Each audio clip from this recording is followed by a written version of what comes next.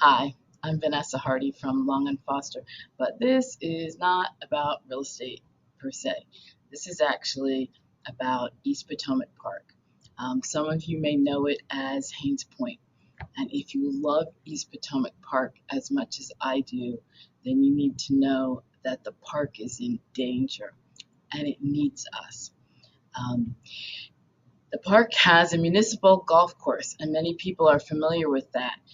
There are forces in the federal government that are interested in closing the park to turn it into a luxury golf course.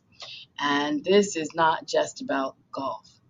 Um, it is right now, East Potomac Park is a public park. It is considered public land, and that means that all of us get to use that area. This is more than about golf.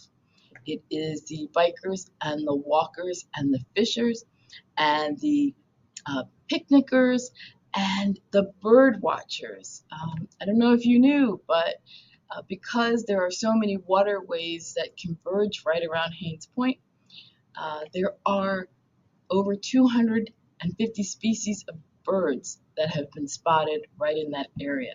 So it's not just a beautiful place to picnic and watch the boats come by and watch the planes take off.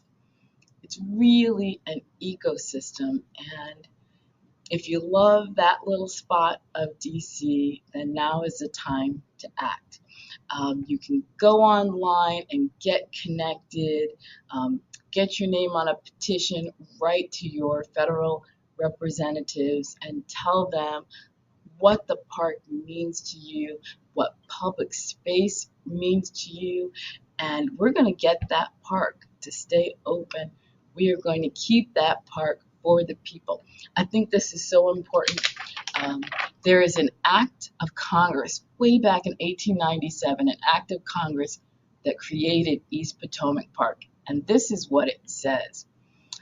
The act that created the park stated that the park should be forever held and used as a park for the recreation and pleasure of the people. Well, people, we got to get busy. We are going to save this park.